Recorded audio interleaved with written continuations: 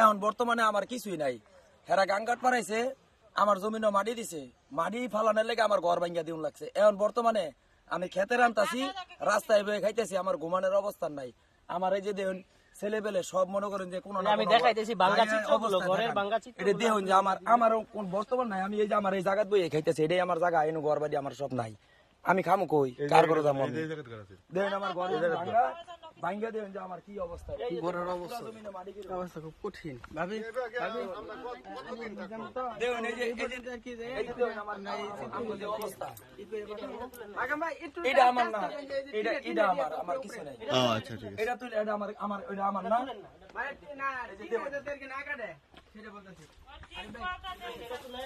এই যে দেখুন আমার টিউবওয়েল, আমার টিউবওয়েল দেখুন মাটির নিচে গাড়া, আমি পানিও খাবার পাই না কোনো জায়গায়, আমার কোনো ওয়াশরুমও নাই। দেখুন একবার খরচ করে ঘর দিছে, আবার খরচ করে ঘর ভাঙাইছে। এই যে দেখুন আমার ঘর বাড়ি ভাঙ্গা, দেখুন এই যে ঘর, এই যে দেখুন আমার মাটিটা কোন থেকে কোন পর্যন্ত আছে, দেখেন আমি কি অবস্থানে রয়েছি। দেখেন আমরা এই যে দেখেন আমার ঘর বাড়ি ভাঙ্গা সব ছেড়ে দিচ্ছে।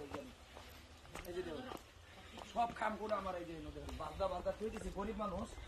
এই যে দেখুন সব ভাঙা আমার। এই দেখুন আমি কই খাই, রান্ধি কই, দেখুন আমার কোনো ওয়াশরুম নাই, আমার পানি খাওয়ার কোনো ব্যবস্থা নাই।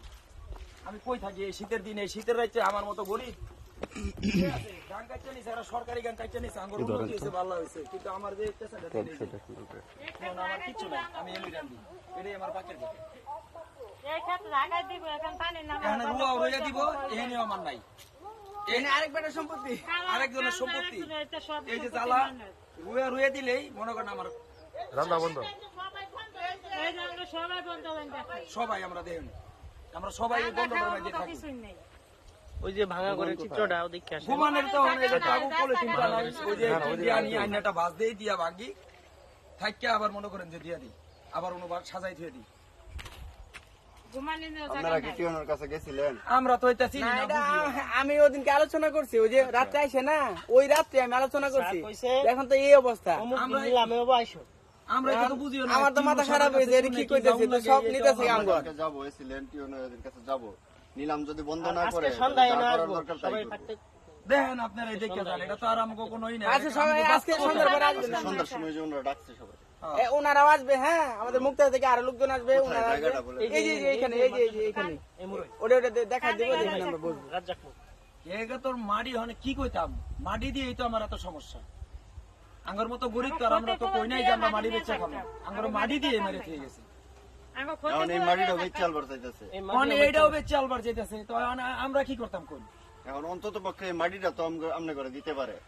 তো এটাও যদি কয় যে না তোমার জায়গাত মাটি উঠছে, তুমি বেচে খাও, যদি এটা বেচা বুঝছা তোমার যদি ক্ষতিপূরণ তুমি আদায় করে পাও, করো, তোমার যদি গর্বেটি করো, ক্ষতিপূরণ কিছুই হইতো না, এরপরেও এটা দিয়ে কিছু হইতো না, কিছুই হইতো না। কিন্তু আপনার 10-12 লাখ টাকা খরচ হয়েছে, মাটি বেচে 1 লাখ পাইতেন না। না আমি মাটি বেচে 1 লাখ পাইতাম, 1 লাখ পাইতেন না।